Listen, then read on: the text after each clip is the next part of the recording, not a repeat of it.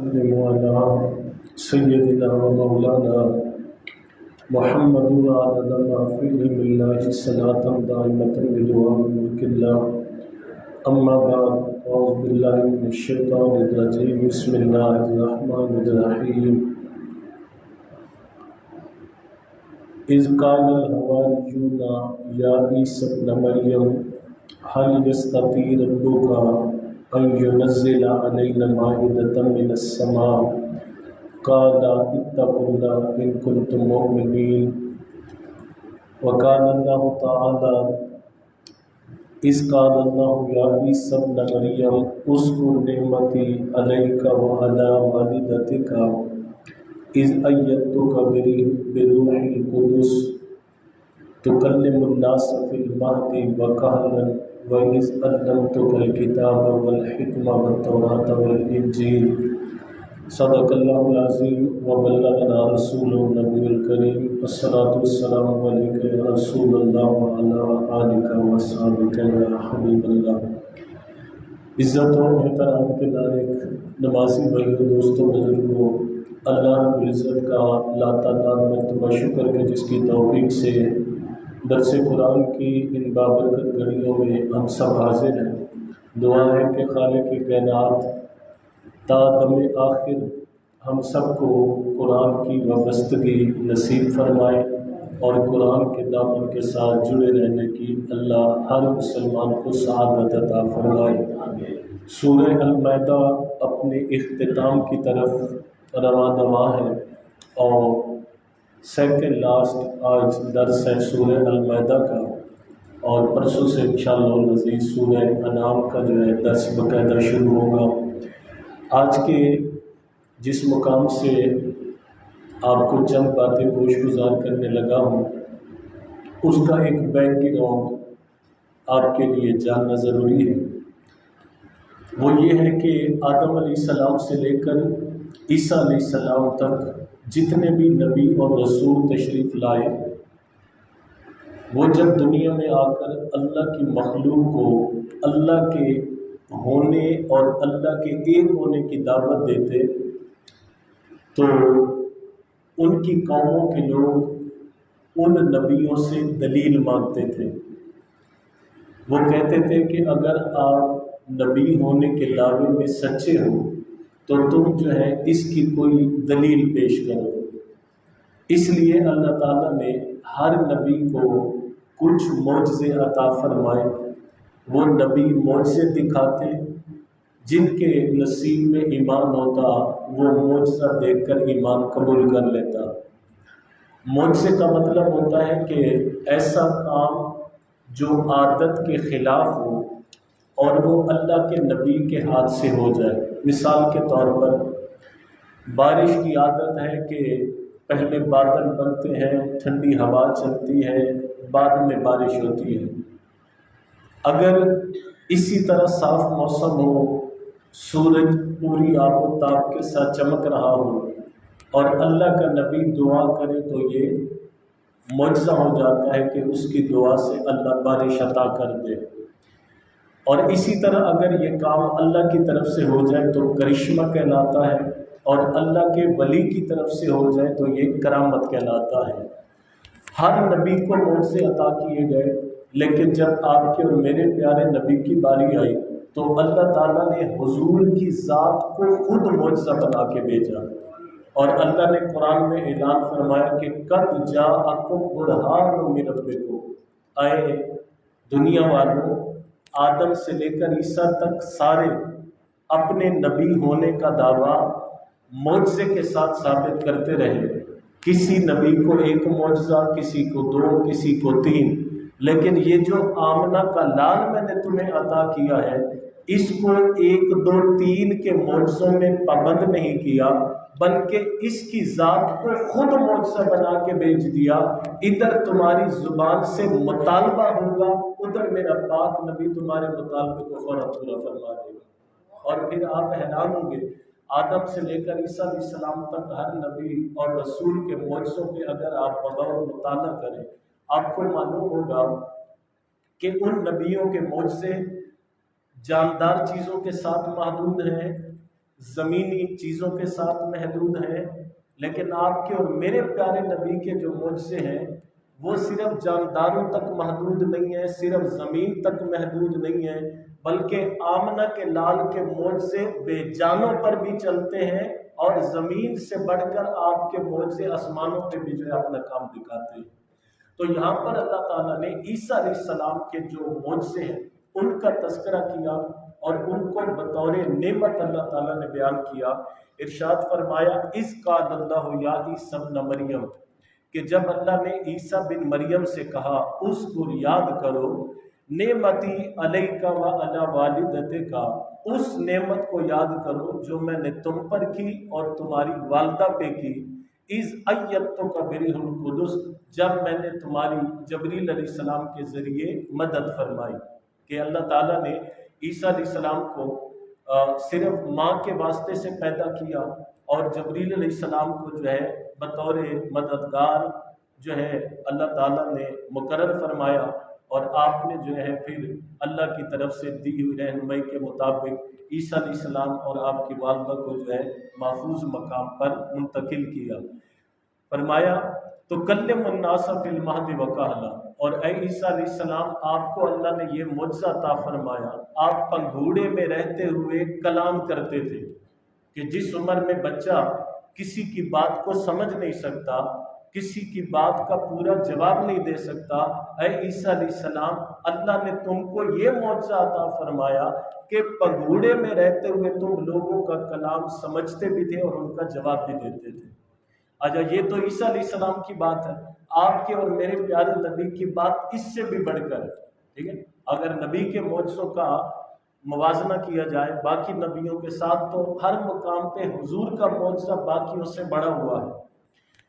حضرت عبداللہ بن عباس رضی اللہ تعالیٰ عنہ فرماتے ہیں کہ آقا کریم صلی اللہ تعالیٰ علیہ وسلم جب جوانی کے عالم میں تھے تو حضور اکرم صلی اللہ تعالیٰ علیہ وسلم کے پاس آپ کے چچا حضرت عباس تشریف لے گئے، اور آقا کریم صلی اللہ علیہ وسلم سے جا کے آپ کے چچا فرماتے ہیں کہ اے میرے بھتیجے محمد، میں آپ کو آپ کے بچپن کی بات بتاؤں؟ تو آقا کریم نے فرمایا جی میرے چچا جان بتائیے۔ آقا نے جب یہ بات بیان کی تو آپ کے چچا فرماتے ہیں کہ بیٹا جب آپ پنگھوڑے میں تھے میں ایک دن آپ کے پاس بیٹھا تھا، آپ کی والدہ سیدہ آمنہ گھر کے کام کاج میں مصروف تھی، میں یہ منظر دیکھ کے حیران ہو رہا تھا کہ آپ پنگھوڑے میں تھے، آپ سے باتیں کرنے والا کوئی نہیں تھا، آپ کے ساتھ کھیلنے والا کوئی نہیں تھا، آپ کو کھلانے والا کوئی نہیں تھا، آپ پنگھوڑے میں رہتے ہوئے اپنے ہاتھ کا جدھر جدھر اشارہ کرتے تھے، آسمان پر 14ویں کا چاند جو ہے اللہ تعالیٰ نے آپ کے لیے کھلونا بنا دیا تھا، جدھر جدھر آپ کا ہاتھ ہلتا تھا آسمان کا چاند بھی ادھر ادھر حرکت کرتا تھا۔ جب آقا کریم کو یہ بات آپ کے چچا نے بیان کی نا تو آقا کریم صلی اللہ علیہ وسلم فرماتے ہیں میرے چچا جان آپ تو اس بات پہ حیران ہو رہے ہیں، میں اس سے بھی زیادہ حیرانگی والی بات بتاؤں؟ تو حضرت عباس نے فرمایا جی میرے بھتیجے محمد بتائیے، اس سے بڑھ کر حیرانگی والی کیا بات ہے؟ تو آقا کریم نے فرمایا میں ابھی اپنی ماں آمنہ کے بطن میں تھا، پیٹ میں تھا، ابھی میں اس عالم دنیا میں نہیں آیا تھا۔ آپ تو پنگھوڑے کی بات کرتے ہیں، میں ابھی پنگھوڑے میں بھی نہیں آیا تھا، ماں کی گود میں بھی نہیں آیا تھا، ابھی میں بطن میں تھا۔ جب تقدیر کا قلم اللہ رب العزت کے حکم کے مطابق چلا کرتا تھا تو میں محمد اپنی ماں کے پیٹ میں رہ کر اس تقدیر کے چلنے والے قلم کی آواز کو بھی سن لیا کرتا تھا۔ یعنی حضور کے معجزے کا عالم یہ دیکھیں، ابھی آپ دنیا میں نہیں آئے اور آپ کی قوت سماعت یہ ہے کہ تقدیر کا قلم چلتا ہے تو حضور اس کی آواز کو سماعت کر لیتے ہیں۔ اب یہاں پر اللہ نے عیسیٰ علیہ السلام کا فرمایا کہ آپ کو اللہ نے یہ نعمت عطا کی کہ آپ پنگھوڑے میں بات کرتے تھے، پھر پختہ عمر میں بات کرتے تھے۔ وَإِذْ عَلَّمْتَكَ الْكِتَابَ وَالْحِكْمَةَ وَالتَّوْرَاةَ وَالْإِنْجِيلَ، اور اللہ تعالیٰ نے آپ کو کتاب کا علم دیا، دانائی عطا فرمائی، تورات اور انجیل کا علم دیا۔ اچھا یہاں پر ایک بات بطور مسئلہ یہ بھی آپ کے ذہن میں رہے، یہ ساری باتیں عیسیٰ علیہ السلام کی کون بیان کر رہا ہے؟ اللہ تعالیٰ بیان کر رہا ہے، اور بیان کس میں ہوئی ہے؟ اللہ کے قرآن میں، کلام پاک میں بیان ہوئی۔ یہ مسئلہ آپ کے ذہن میں رہے۔ بعض اوقات ہم جب اپنے نبی کے معجزے بیان کرتے ہیں یا حضور کی شان بیان کی جاتی ہے یا حضور کی عظمت کی بات کی جاتی ہے تو بعض ذہنوں میں یہ ہوتا ہے کہ معاذ اللہ یہ نبی کی شان کو اتنا بڑھایا جاتا ہے کہ بھئی وہ اللہ کے برابر کر دیا جاتا ہے، شرک کر دیا جاتا ہے۔ تو نہیں، اگر نبی کی عظمت کو بیان کرنا یا نبی کی شان کو بیان کرنا، نبی کے معجزوں کو بیان کرنا یہ شرک ہوتا تو اللہ تعالیٰ خود نبیوں کے معجزے قرآن میں بیان نہ فرماتا۔ اللہ تعالیٰ خود چونکہ بیان فرما رہا ہے تو جب بھی نبی کی عظمت کی بات ہوتی ہے، نبی کی شان کی بات ہوتی ہے، وہ صرف نبی کی شان نہیں بیان ہو رہی ہوتی بلکہ اللہ کی سنت پہ عمل ہو رہا ہوتا ہے، اللہ کی سنت پہ عمل ہو رہا ہوتا ہے۔ فرمایا وَإِذْ تَخْلُقُ مِنَ الطِّينِ كَهَيْئَةِ الطَّيْرِ بِإِذْنِي، اور جب آپ جو ہے وہ پرندے جو ہے مٹی سے بنا کے اس میں پھونک مارتے تھے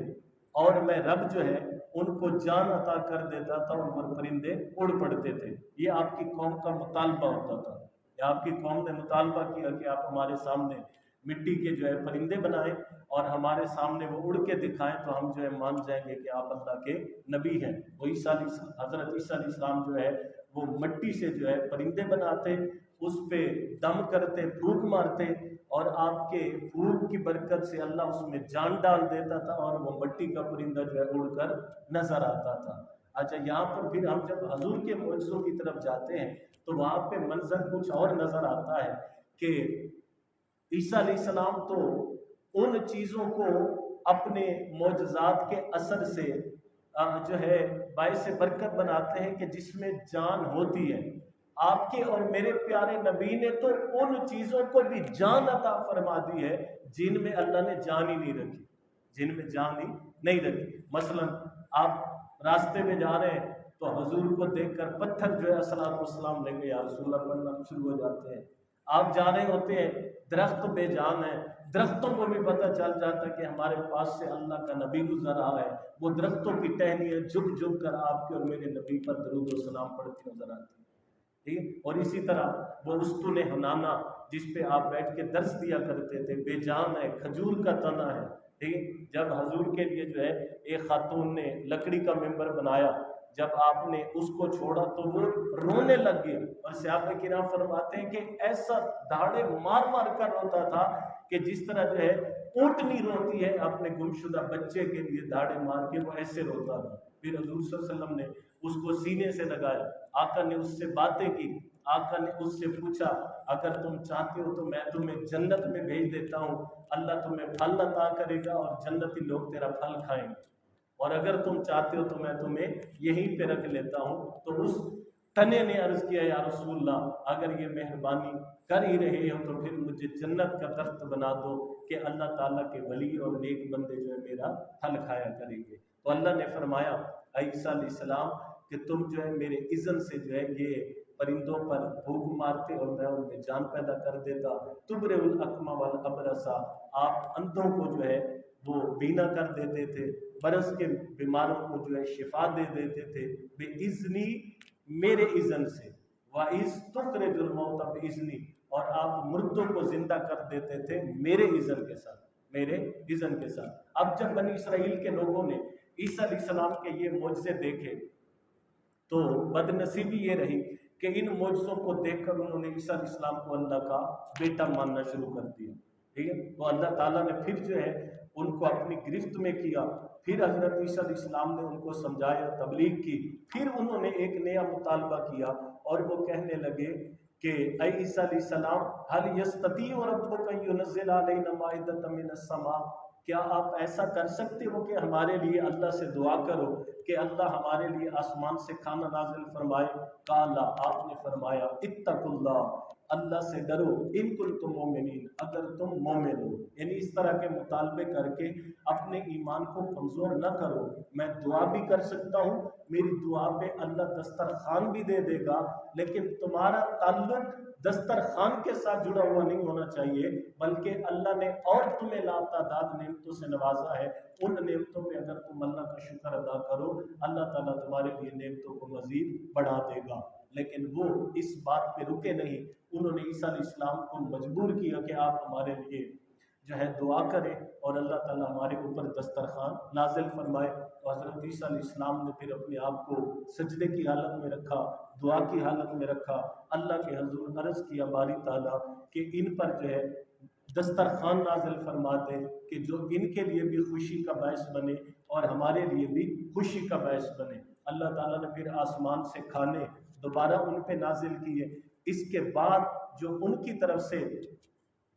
ناقدری کی گئی، اللہ تعالیٰ نے پھر اس کو ذکر فرمایا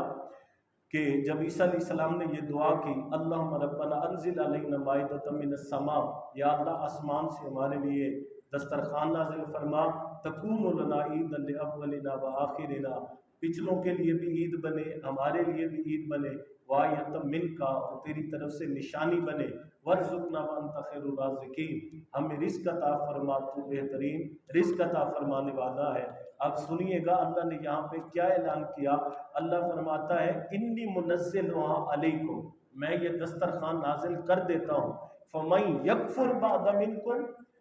اس دسترخوان کے نازل ہونے کے بعد، اس میری نشانی کے آنے کے بعد، آپ کے اس معجزے کے بعد، من یکفر بعد منکم، تم میں سے جو ناشکری کرے گا، جو کفر کرے گا، فإنی أعذبہ عذابا، میں اس کو ایسا عذاب دوں گا، لا أعذبہ أحد من العالمین، اس طرح کا عذاب جو ہے پہلے کسی کو نہیں ملا ہوگا۔ بدقسمتی اور بد نصیبی بنی اسرائیل کی کہ انہوں نے دسترخوان لے تو لیا، لیکن اس پر حضرت عیسیٰ علیہ السلام نے یہ پابندی لگائی تھی کہ کوئی بندہ اس آسمانی کھانے سے کھانا چھپا کے نہیں لے جائے گا۔ انہوں نے ایک دن جو ہے اس پابندی کو قائم رکھا، جب دوسرے دن وہ آسمانی کھانا آیا تو بنی اسرائیل کے لوگوں نے جو ہے اس میں سے چھپانا شروع کر دیا، خیانت شروع کر دی، اور اللہ نے پھر ان کو عذاب میں مبتلا کر دیا۔ تو اس آیت سے یہ پتہ چلا کہ اللہ تعالیٰ کی کوئی بھی نعمت ہو، چاہے اس کا تعلق دنیا کے ساتھ ہو یا دین کے ساتھ ہو، اس کا تعلق اس نظام زندگی کے ساتھ ہو یا آخرت کے ساتھ ہو، اللہ کی اس نعمت کی قدر کرنی چاہیے، اس پر شکر ادا کرنا چاہیے، اور اس کا جتنا ہم شکر ادا کریں گے اتنا جو ہے ہمارے لیے باعث برکت ہوگا۔ یہ اکثر آپ نے سنا ہوگا، ہمارے معاشرے میں عادت ہے کہ لوگ جو ہے اپنے گھر کو غریب خانہ کہتے ہیں، یعنی دعوت دینی ہونا تو کہتے ہیں جناب آپ ہمارے غریب خانے پہ تشریف لائیں، آپ ہمارے، تو کبھی بھی گھر کو غریب خانہ نہ کہا کریں۔ بھائی وہ غریب خانہ کیسے ہو سکتا ہے جہاں پہ آپ سانس لے رہے ہیں؟ وہ غریب خانہ کیسے ہے جہاں پہ آپ کو 3 وقت کا کھانا مل رہا ہے؟ وہ غریب خانہ کیسے ہے جہاں پہ آپ کی اولاد اللہ کی نعمت کے طور پر آپ کے پاس موجود ہے؟ وہ گھر کیسے غریب خانہ ہے جہاں پہ آپ کے ماں باپ تشریف فرما ہے؟ وہ غریب خانہ کیسے ہے جہاں پہ آپ خود بطور ماں باپ جو ہے اس گھر کی سرپرستی کر رہے ہیں؟ وہ غریب خانہ کیسے ہوگی؟ بھائی وہ تو دولت خانہ ہے، اللہ کی نعمتوں کا مرکز ہے، اللہ کی نعمتیں وہاں پہ برس رہی ہیں، تو اس لیے اس کی قدر کریں، اس کو غریب خانہ نہ کہیں، اس کو دولت خانہ کہیں، اور اللہ سے عرض کرے باری تعالیٰ تیرا شکر ہے تو نے مجھے یہ نعمت عطا فرمائی، میں تیری نعمت پہ اور زیادہ شکر گزار جو ہے وہ ادا کروں گا۔ تو اس لیے اللہ کا یہ قانون ہے کہ جب نعمت کی ناقدری کی جاتی ہے، بے قدری کی جاتی ہے، اللہ اس نعمت کو واپس لے لیتا ہے یا بندے کو ایسا نااہل کر دیتا ہے کہ وہ اس نعمت کے قابل نہیں رہتا۔ اللہ کے حضور التجا ہے کہ اللہ تعالیٰ آج کے درس قرآن کی برکت سے ہمیں اپنے نبیوں اور رسولوں کے معجزات کی حکمت کو سمجھنے اور ان پر نعمتوں کو سمجھنے، اور جو نعمتوں کی ناقدری قومیں کرتی ہیں اور ان کو اللہ زوال میں مبتلا کر دیتا ہے، اللہ تعالیٰ اس سے سبق حاصل کرنے کی توفیق عطا فرمائے۔ آج ہمارے ہاں جو بگاڑ ہے معاشرے میں، ملک میں، ریاست میں، اس کی ایک وجہ یہ بھی ہے کہ ہمارے ہاں نعمتوں کی جو ہے وہ بڑی بے قدری ہوتی ہے۔ باقی اسباب بھی ہیں، لیکن ایک سبب یہ بھی اگنور نہیں کیا جا سکتا جو حضرت داتا علی حجویری نے کشف المعجون میں بیان کیا۔ آپ نے فرمایا ملک اس وقت برباد ہو جاتے ہیں کہ جس ملک میں حکمران علم سے محروم ہو جائیں، جس ملک کے عالم بے عمل ہو جائیں، اور جس ملک کے فقیر اللہ پہ توکل کرنا چھوڑ دیں۔ یعنی یہ 3 خرابیاں جس ملک میں آتی ہیں علم سے محرومی آتی ہے، عمل نہیں ہوتا، اللہ پہ توکل نہیں ہوتا، تو پھر بے قدری ہوتی ہے، نقدری ہوتی ہے، اور اللہ تعالیٰ پھر طرح طرح کے فتنوں میں مبتلا کر دیتا ہے۔ اللہ کے حضور التجا ہے کہ اللہ تعالیٰ ہمیں بنی اسرائیل کی روش کو چھوڑ کر اللہ کے نبی کے غلاموں اور اللہ کے نبی کی امت کے اولیاء کے راستے پہ چلتے رہنے اور اس کو سینے سے لگانے کی توفیق عطا فرمائے۔ اللهم صل على سيدنا ومولانا محمد عدد ما في الله صلاة دائمة بدوام ملك الله۔ اللهم ربنا آتنا في الدنيا حسنة وفي الآخرة حسنة يا حي يا قيوم برحمتك نستغيث لا تكلنا إلى أنفسنا طرفة عين واصلح لنا شرورنا كلها أمورنا ربنا تقبل منا هذه الصلاة العصر ودرس القرآن مع جميع الحاضرين وصلى الله تعالى على خير خلقه محمد وعلى